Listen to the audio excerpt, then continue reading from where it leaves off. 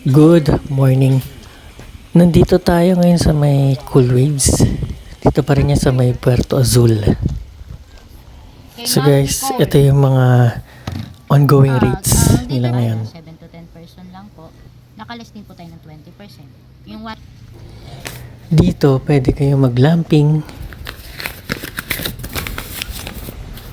Ayan, may speedboat, may jet ski, may kayak, banana boat, yan. Tapos may volleyball area sila dyan, and soccer.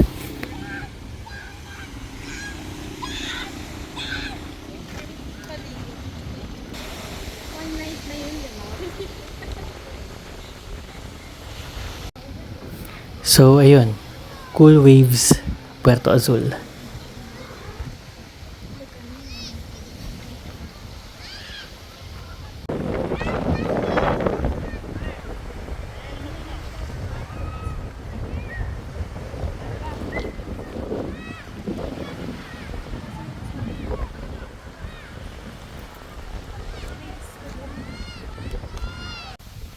Ito nga pala yung mga cottages nila.